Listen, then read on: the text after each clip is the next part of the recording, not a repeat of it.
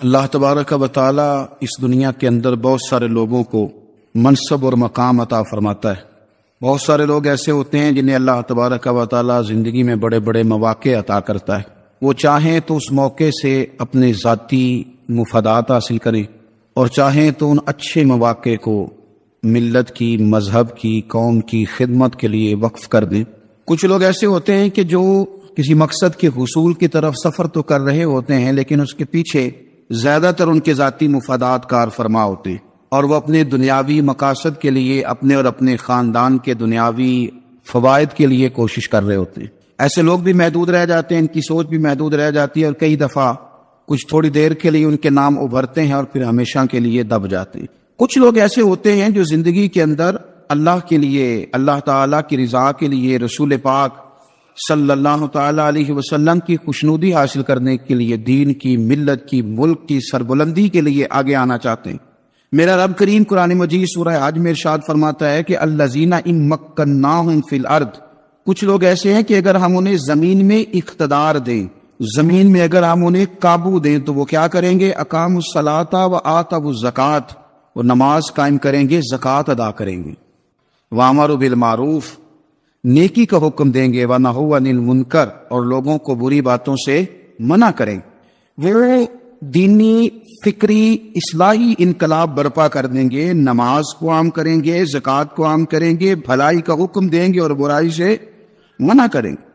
اللہ تبارک و تعالیٰ نے ان لوگوں کو جب اقتدار دیا، وہ کون لوگ تھے؟ سیدنا صدیق اکبر، حضرت فاروق اعظم، سیدنا عثمان غنی، حضرت مولا علی رضوان اللہ تعالی علیہم اجمعین۔ اللہ نے جب ان لوگوں کو اقتدار دیا زمین کے اندر، اللہ تبارک و تعالی نے انہیں نبی پاک علیہ الصلوۃ والسلام کی نیابت کے لیے چنا، تو ان لوگوں نے یہ انقلاب برپا کیا، نمازیں عام ہو گئیں، شوق سے لوگ صدقات و خیرات دینے لگے، بھلائی عام ہوئی، برائی کا کلا کما کیا گیا۔ ہمارے ہاں بھی لوگ احتساب کی باتیں کرتے ہیں، ہمارے ہاں بھی لوگ کہتے ہیں کہ میں رشوت خوری کو، کرپشن کو، ناجائز چیزوں کو ہمیشہ کے لیے جڑ سے اکھیڑ پھینکوں گا۔ لوگ دوسروں سے مطالبہ کرتے ہیں کہ یہ سارے کام جائز کریں، لیکن خود اس پر عمل کرنے کو تیار نہیں ہوتے۔ یاد رکھ لیں کہ یہ جو احتساب ہے، یہ انسان کی اپنی ذات سے شروع ہوتا ہے۔ آپ جب نظام احتساب دنیا کے اندر مستحکم کرنا چاہتے ہیں تو اس میں پھر آپ کو اپنی ذات کو سامنے پیش کرنا پڑے گا۔ آج ہم بات کرنے جا رہے ہیں سیدنا فاروق اعظم رضی اللہ تعالیٰ عنہ۔ تو جناب عمر فاروق رضی اللہ تعالیٰ عنہ کا جو نظام احتساب ہے، انہوں نے اس کو گھر سے شروع کیا، اپنے آپ سے اس کا آغاز فرمایا تھا۔ ہمارے ہاں یہ ہوتا ہے کہ جس بندے کے اکاؤنٹ میں اچھے خاصے پیسے ہیں، وہ بل جمع کرانے جائے تو اسے لائن میں نہیں لگنا پڑتا، مینیجر صاحب اسے آگے بلا لیتے، تو وہ بعد میں کیا کہہ رہا ہوتا ہے؟ کہتا دیکھو اللہ نے کتنی عزت دی ہے، مجھے لائن میں نہیں لگنا پڑا۔ بھائی لائن میں لگنا تو آپ کا یہ تھا کہ آپ سمجھتے ہیں کہ سارے مسلمان ہیں، مومنین ہیں، برابر ہیں، تو میں کسی کو تکلیف میں مبتلا نہ کروں۔ جب آپ آگے چلے گئے تھے تو آپ نے بہت سارے لوگوں کا حق مارا تھا، وہ لائن میں جو لگے ہوئے تھے ان کا وقت لمبا ہو گیا تھا۔ آپ نے تو اپنے آپ کو احتساب کے لیے پیش ہی نہیں کیا، بلکہ آپ نے کہہ دیا کہ جناب میرا تو رتبہ اعلیٰ ہے، لہذا یہ میرا حق بنتا تھا، مجھے تو استحکام ملنا چاہیے تھا۔ یہاں بہت سارے لوگوں نے اپنے حق میں چیزوں کو اور رنگ میں پیش کیا۔ سیدنا فاروق اعظم رضی اللہ تعالیٰ عنہ نے اس نظام احتساب کو اپنے گھر سے شروع فرمایا۔ حضرت عمر فاروق رضی اللہ تعالیٰ عنہ اپنے بچوں سے فرمایا کرتے تھے کہ جب میں حکم لوگوں کو کروں گا نا، اپنی رعایا کو، مسلمانوں کو میں کوئی حکم دوں گا تو تمہیں پہلے اس پر عمل کرنا پڑے گا۔ آپ فرمایا کرتے تھے یاد رکھنا لوگ تمہیں اس طرح دیکھیں گے، لوگ اس طرح تمہیں دیکھیں گے جس طرح گوشت کھانے والا پرندہ گوشت کو دیکھا کرتا ہے۔ چیل گوشت کھاتی ہے تو کیا کبھی اس کو پیغام بھیجنا پڑا ہے کہ تو آجا یہاں گائے مر گئی ہے، بھینس مر گئی ہے؟ خود بخود اس کی نظر ہوتی ہے، وہ پہنچ جاتی۔ جناب عمر فرمانے لگے میرے گھر والوں، میرے بیٹوں، میری بیٹیوں، میری اہلیہ، لوگ تمہیں اس طرح دیکھیں گے جس طرح گوشت کھانے والے پرندے دیکھتے ہیں، لہذا میں جب کسی کو عمل کروں تو پہلے تمہیں اس پر عمل کرنا پڑے گا جب میں کسی کو حکم دوں۔ آپ فرمانے لگے یاد رکھنا اگر تم نے میرا حکم نہ مانا تو غیروں نے حکم نہ مانا تو انہیں ایک سزا ملے گی، اور اگر میرے گھر والوں نے نہ مانا تو ڈبل سزا ملے گی، تم پر ڈبل سختی کی جائے گی کہ تم نے میری بات کیوں نہیں مانی۔ یہ نظام احتساب ہے۔ ہم نہ دوسروں کے بچوں کا گلا کاٹ کے اپنے بچوں کی خوشیاں لینا چاہتے ہیں، ہم چاہتے ہیں کہ دوسروں کے بچوں کے حصوں کا مال میرے گھر میں آ جاتا ہے۔ کچھ لوگوں کی سیاست چل جاتی ہے، کچھ لوگوں کا فریب اور فراڈ کام کر جاتا ہے، لیکن وہ گھر روشن نہیں ہوتے، ان گھروں میں پیسہ ہوتا ہے پر قرار رخصت ہو جاتا ہے، ان گھروں میں آسانیاں اور وسعتیں تو آ جاتی ہیں لیکن ایک دوسرے کا احترام ختم ہو جاتا ہے۔ سیدنا فاروق اعظم رضی اللہ تعالیٰ عنہ کا یہ طریقہ تھا کہ وہ اپنے بچوں پر سختی کرتے۔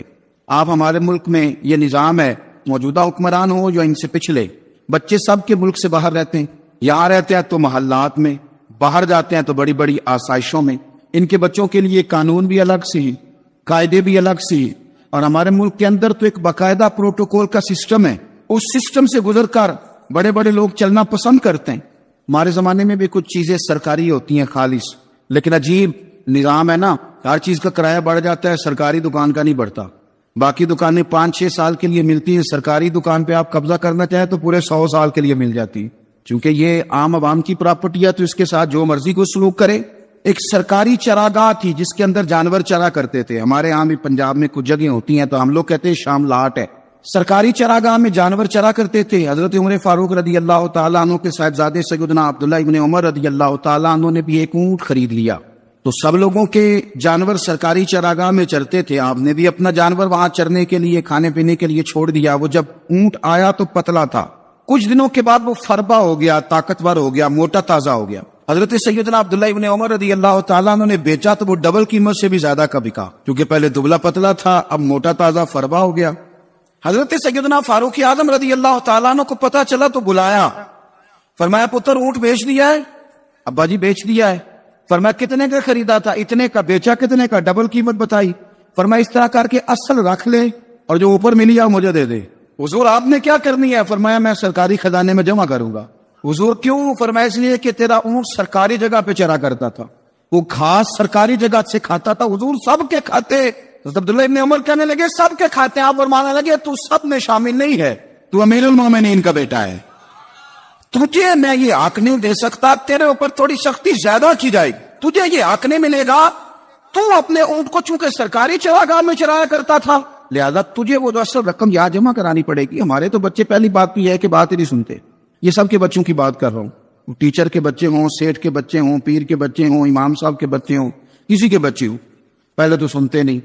اور اللہ خیر کرے اگر آپ کوئی سنانا چاہیں تو فوری طور پر وہ ہوم منسٹری کے پاس پہنچ جاتے، ان کی اماں ان کی وکیل بن جاتی، آپ کیا ہی کچھ نہیں سکتے، حالات رخ بدل جاتے۔ اس کا نقصان یہ ہوتا ہے کہ ان کو تراشا نہیں جا سکتا، ان کو ہیرے نہیں بنایا جا سکتا، ان کے اوپر کچھ ایسی میل کچھ ایل چڑھ جاتی ہے جو بڑی عجیب و غریب ہوتی ہے۔ اور کچھ لوگ ایسے ہوتے ہیں جو خرابی کرنے میں بھی اپنا کردار ادا کرتے ہیں، خرابی کرنے میں، اور بڑے لوگوں سے منسلک ہونے کے لیے لوگ رستے تلاش کرتے ہیں، رستے۔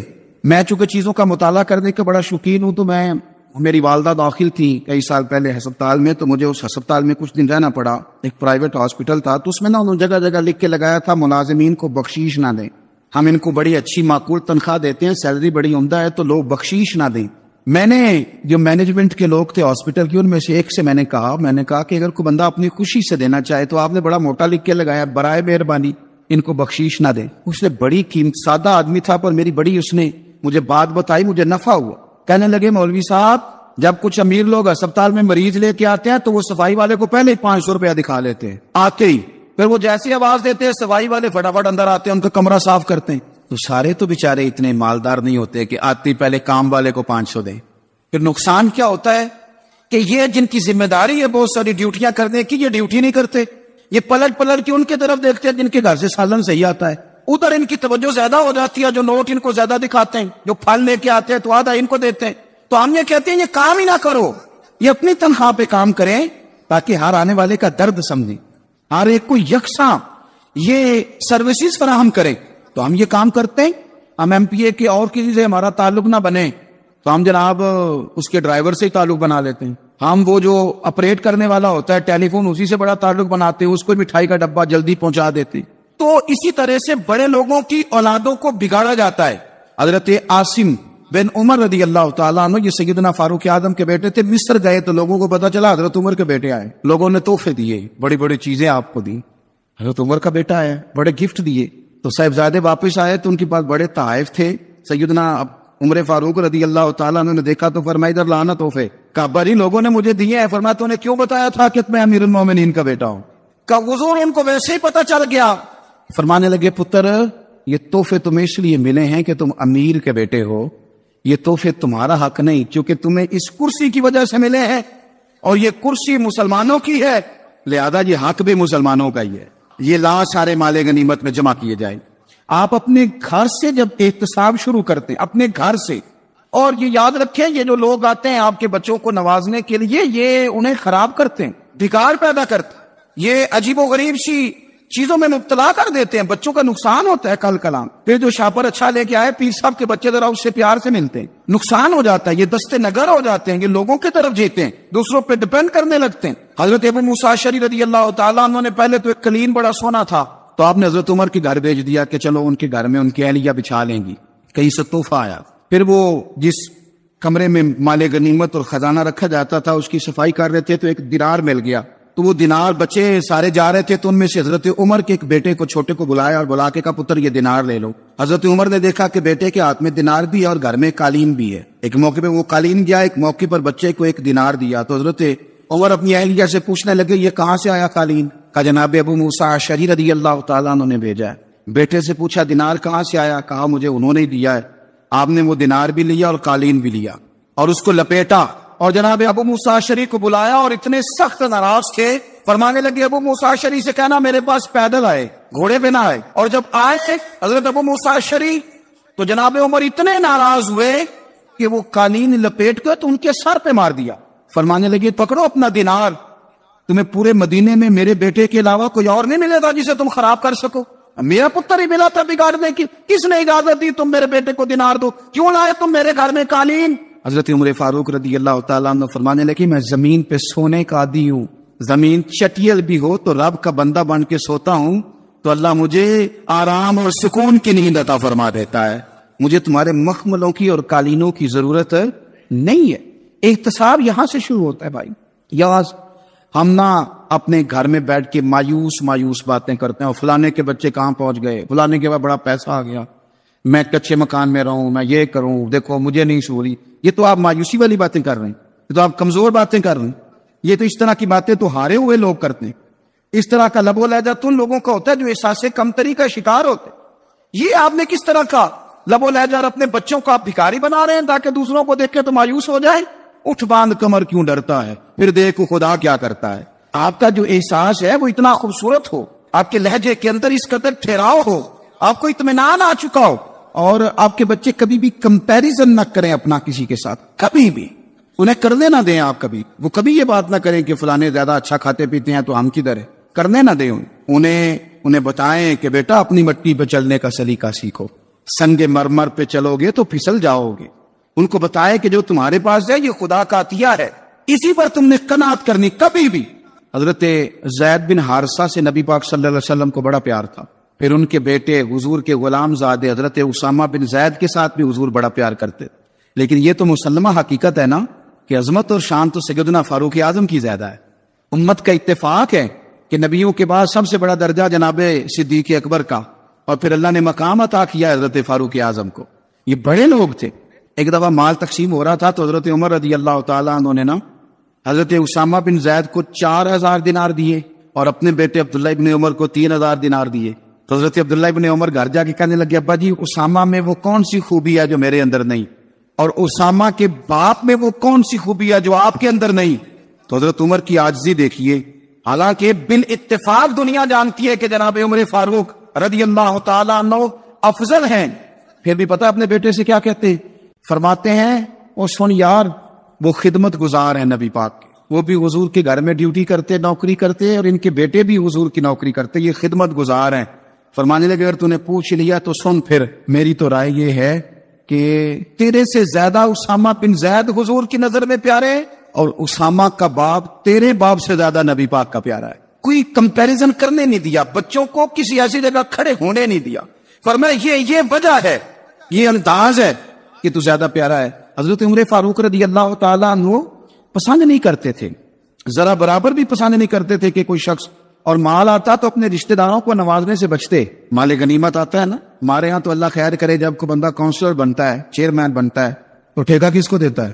کوئی چلو بھتیجا مل جائے، کوئی بانجا مل جائے، کوئی چھوٹا بھائی، اسے بھی کام مل جاتا ہے ساتھ۔ نوازنے پہ لوگ آتے ہیں تو وہ تلاش کرتے ہیں کہ کہاں کو میرا ہے، وہ ٹینڈر ہی ان کے نام کے پاس ہوتے ہیں جن کی طرف ذرا نظر کرم زیادہ ہوتی۔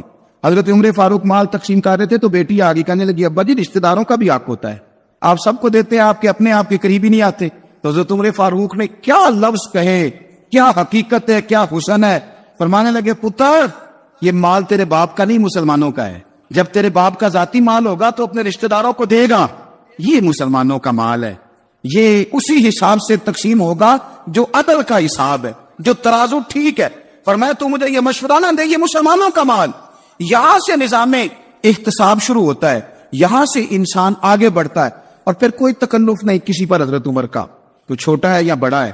حضرت ابو سفیان رضی اللہ تعالیٰ عنہ سردار رہ چکے ہیں مکے کے, بڑے آدمی, لیکن نظام احتساب میں کوئی چھوٹا بڑا نہیں ہوتا. حضرت عمر فاروق مکہ مکرمہ گئے تو لوگوں نے کہا حضور جناب ابو سفیان نے نا گلی میں پتھر رکھے اور بہت سارے لوگوں کو رستوں میں تکلیف ہو رہی ہے. تو حضرت ابو سفیان رضی اللہ تعالیٰ عنہ سے بھی لوگ کہہ دیتے تو وہ بھی اٹھا دیتے, لیکن لوگوں نے چونکہ وہ سردار تھے, بڑے تھے, تو لوگوں نے ان سے کہا نہیں. حضرت عمر جب آئے تو کہا, تو جناب عمر نے پرواہ نہیں کی, خود آئے جناب ابو سفیان سے کہا یہ پتھر آپ نے رکھے؟ کہا حضور ہاں. فرمایا یہ بھی اٹھائیے, یہ بھی اٹھائیے, یہ بھی اٹھائیے. جب وہ اٹھا رہے تھے تو حضرت عمر کہہ رہے تھے شکر نہیں اللہ کا کہ عمر کہہ رہے ہیں اور ابو سفیان مانتے جا رہے ہیں. شکر نہیں, یہ نظام احتساب ہے کہ بڑا ہو یا چھوٹا ہو, اس کو یہ حق حاصل نہیں ہے کہ مسلمانوں کو وہ کسی تکلیف میں کسی بھی صورت میں مبتلا کرے, کہیں بھی کسی جگہ بھی, اس کو یہ والی اجازت نہیں. حضرت سیدنا عمر فاروق رضی اللہ تعالیٰ عنہ. پھر ایک اور بات تھی, میں کئی دفعہ یہ بات کہتا ہوں اور مجھے ذاتی طور پر اس کا بڑا تجربہ ہے.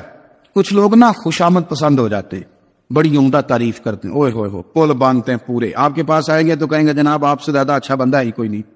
تو وہ نا آپ سے کام نکلواتے ہیں, پھر وہ کسی دوسرے کے پاس جاتے ہیں تو اسی طرح کا رویہ وہ دوسروں کے ساتھ کر.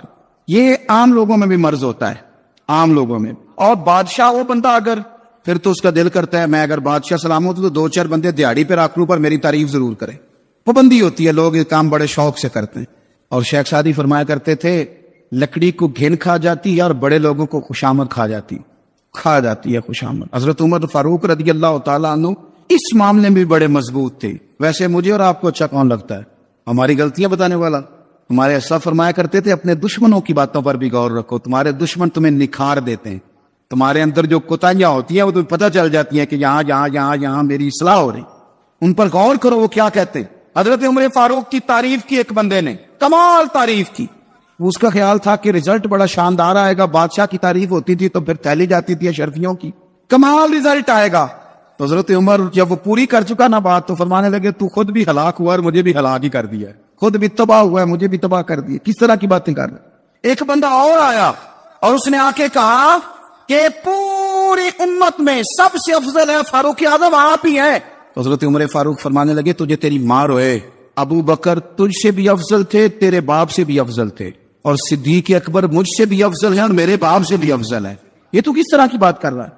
یہاں ہر شے ہضم نہیں ہو جاتی, فوری طور پہ لوگ ڈکار بھی پورا نہیں لیتے. قرآن مجید نے کہا فلا تزکوا انفسکم هو اعلم بمن اتقى, اپنے منہ سے نہ کہو میں پاک صاف ہوں, اللہ زیادہ بہتر جانتا ہے کہ تم میں سے پرہیزگار کون ہے. اپنے منہ سے تعریفیں کرتے کراتے ہو, یہ مزاج چھوڑ دے.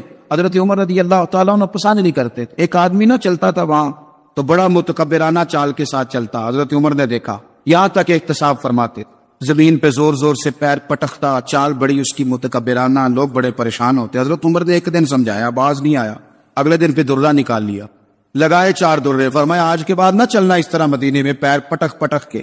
اس وقت تو اسے غصہ لگا, لیکن کچھ دیر کے بعد نا جب غصہ اترا تو حضرت عمر کے پاس آیا, کہنے لگا حضور اللہ آپ کا بھلا کرے, آپ نے درے نہیں مارے, آپ نے تو شیطان بھگا دیا جو میرے ساتھ چمٹا ہوا تھا.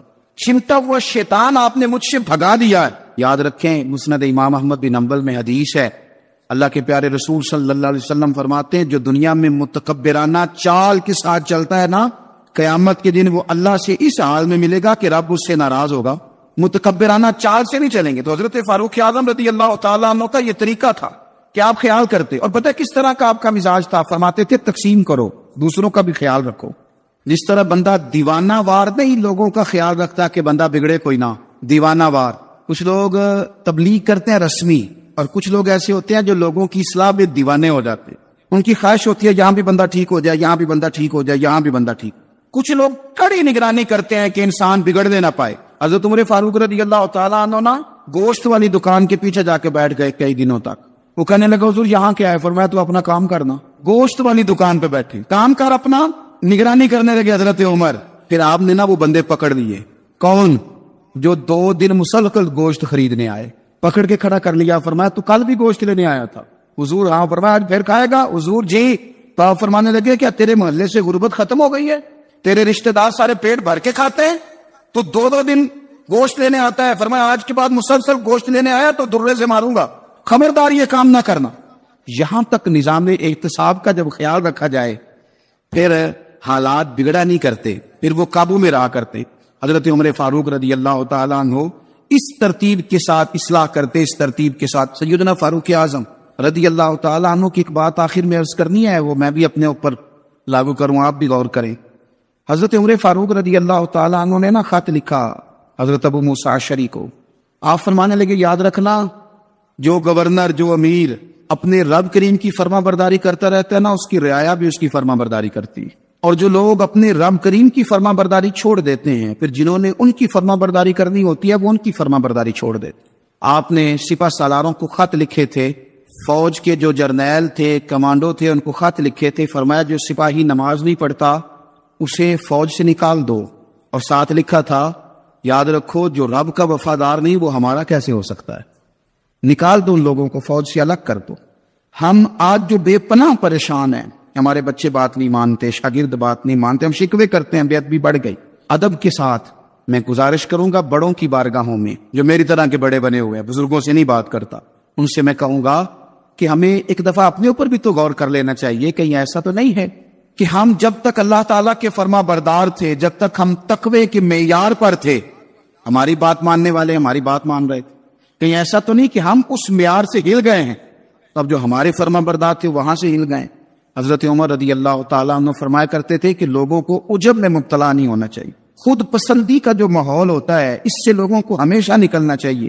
حضرت عمر کے ایک صاحبزادے نے کنگھی کر لی، اچھا لباس پہن لیا تو درہ مارا جناب عمر نے، تو آپ کی بیٹی کہنے لگی ابا یہ تو بالکل جائز ہے، اچھے کپڑے پہننا، اچھا لباس پہننا اور سر میں کنگھی کر لینا، اس پر درہ کیوں مار دیا؟ تو آپ فرمانے لگے بیٹا یہ خود پسندی میں مبتلا ہونے لگا تھا، یہ اپنے آپ کو بہت بھلا سمجھنے لگا تھا، اس کا خیال تھا کہ میں ہوں، میرے علاوہ کوئی نہیں، یہ اس مقام پہ جا رہا تھا جہاں اس کی تربیت رک جاتی، اس لیے درہ مارا ہے۔ ایک دفعہ حکومتی معاملات کے اندر آپ کی اہلیہ نے مشورہ دینا چاہا، بڑے کام بیویاں نہیں کرتی، بڑے بڑے معاملات میں مداخلت نہیں کرتی۔ ہمارے بر صغیر میں وہ بادشاہ نہیں گزرا کہ جو فیصلہ کرتا تھا تو کرسی پہ بیٹھ جاتا تھا اور پردے کے پیچھے اس کی بیوی بیٹھ جاتی تھی، اور جب وہ فیصلہ سنانے لگتا تو یوں گردن پیچھے کرتا اور اہلیہ جو کہتی وہ فیصلہ سنا دیتا۔ لیکن ایک دفعہ خاتون نے ایک آدمی کو حضرت عمر نے معزول کیا تو آپ کی اہلیہ نے، اس آدمی کی اہلیہ حضرت عمر کی اہلیہ سے ملی ہوگی، تو خاتون نے ذرا سفارش کرنی چاہیے، تو جناب عمر فاروق رضی اللہ تعالیٰ عنہ کے ہاتھ میں عصا تھا، ڈنڈا تھا، 2-3 دفعہ زمین پہ مارا، اور میں تمہیں کس نے اجازت دی ہے حکومتی معاملات میں مشورہ دینے کی؟ یہ مشورہ مولا علی دیں گے یا عثمان غنی دیں گے؟ آپ کو کس نے اجازت دی؟ وہ حکومتی معاملات، وہ مسلمانوں کا اجتماعی معاملہ، وہ مسلمان دیکھیں، آپ کو اس میں آنے کی اجازت نہیں ہے۔ جو آپ کی ذمہ داریاں ہیں، آپ کے حقوق ہیں، ان پر آپ بات کریں۔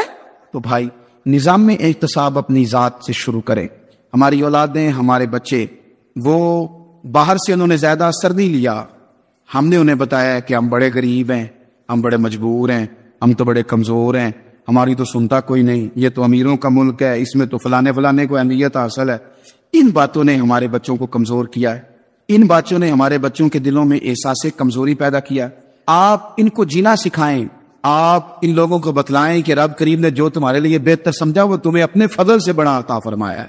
آپ ان کو ان کے مقام پر رہ کر خوددار اور قناعت پسند ہونا سکھائیں، آپ یقین کریں گھر امن والا بن جائے گا۔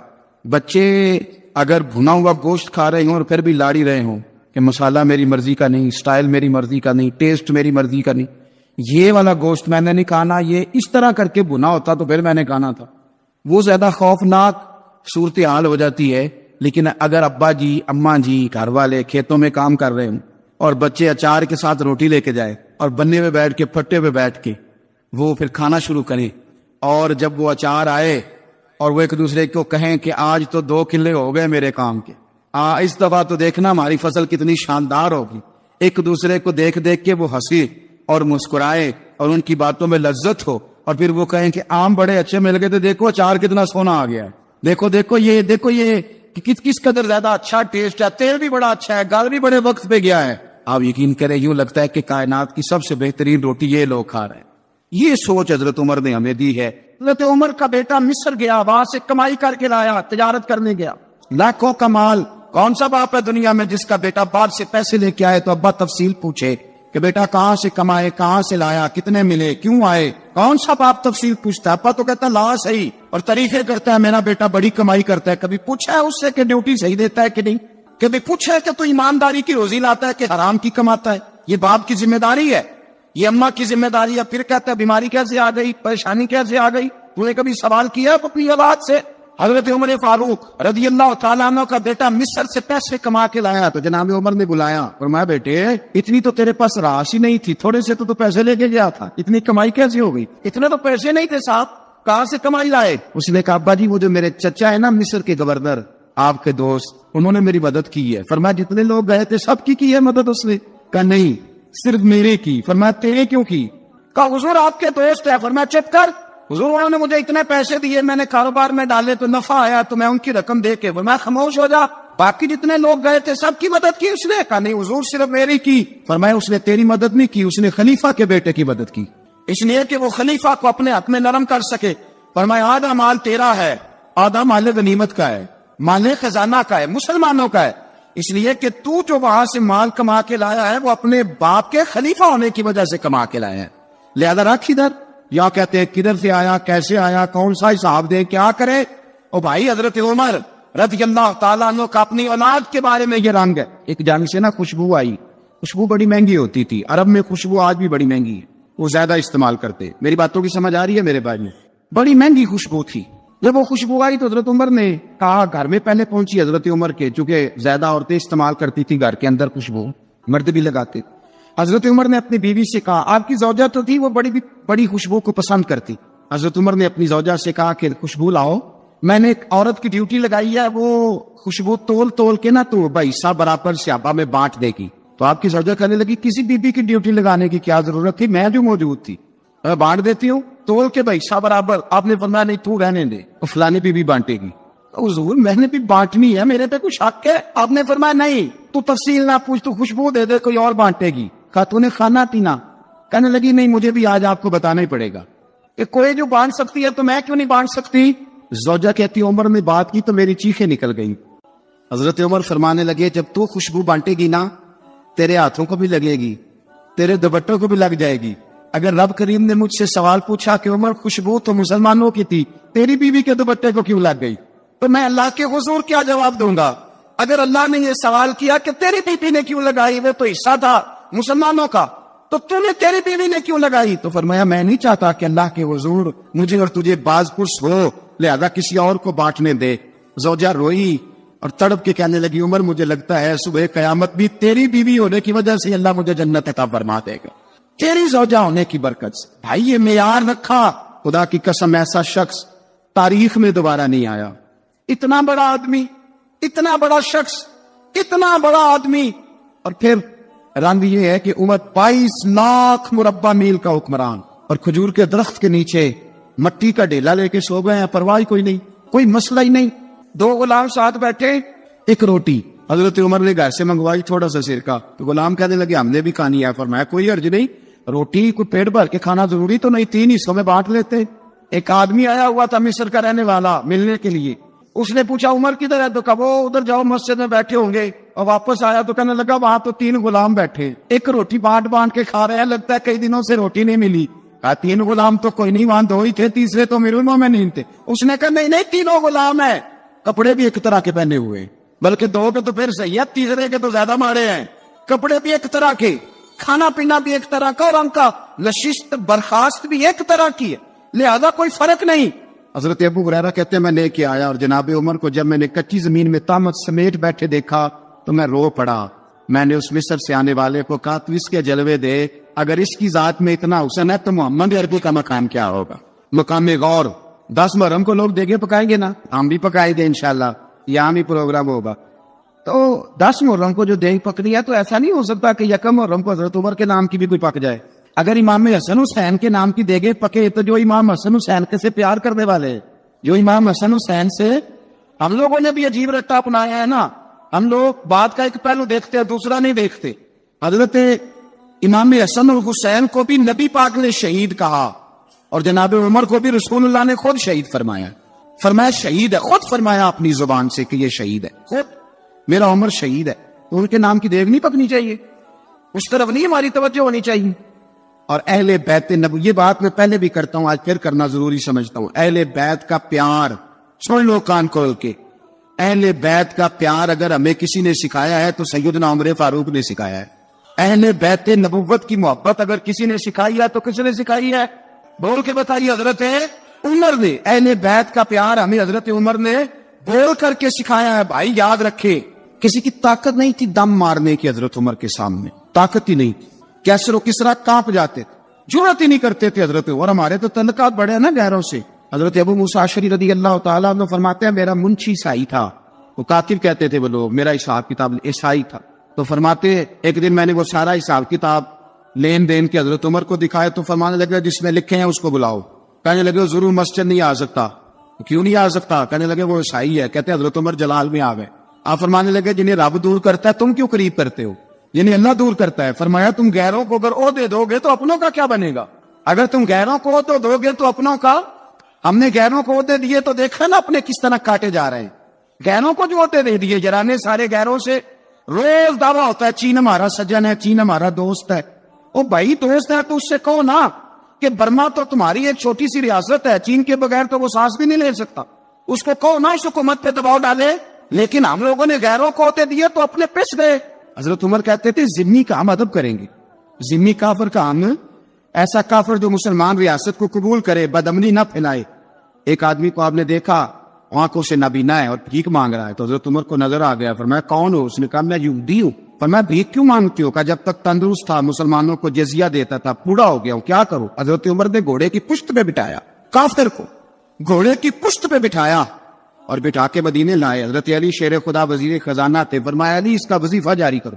کہا یہ کون ہے؟ فرمایا یہ یہودی ہے لیکن یہ ہمیں جزیہ دیتا رہا، بوڑھا ہو گیا بیچارہ، بھیک مانگنے پہ مجبور ہے، ہماری حکومت کے اندر رہتا ہے، اس کا پورا وظیفہ جتنا خرچہ اتنا وظیفہ لگاؤ. حضرت علی کہتے میں وظیفہ لگا رہا تھا اور وہ میرے نبی کا کلمہ پڑھ رہا تھا، وہ رسول اللہ کا کلمہ پڑھ رہا تھا. یہ مزاج یہ نہیں کہ کافر. حضرت عمر نے گورنروں کو خط لکھے تھے کہ زبردستی کسی کو مسلمان نہیں کرنا، جہاں ان کی عبادت گاہیں بنی ہو گرانی نہیں، کوئی مندر کوئی گرجا ضائع نہیں کرنا. اسلام سب کو جینے کا موقع دیتا ہے، پر بے ایمانو ظالمو بدذاتو تمہیں یہ کہتا ہے کہ ہم تمہیں جینے کا موقع دیتے، تم بھی مسلمانوں کو جینے کا موقع دو. امام حسن ملنے. آپ یقین کریں میں جب اس واقعہ کو پڑھتا ہوں تو میرا دل جھوم جاتا ہے. میں کہتا ہوں یار ڈاٹا ہونا اپنی جگہ پہ، عشق ہونا اپنی جگہ پہ، انسان کا باوقار ہونا اپنی جگہ. جہاں کھڑے ہونا تھا وہاں یہ کھڑے ہوتے تھے اور جہاں جھکنا تھا وہاں یہ. ان لوگوں میں اقبال نے کہا تھا تیری نگاہ ناز سے دونوں مراد پا گئے، عقلِ غیاب و جستجو عشق حضور و اس طرح.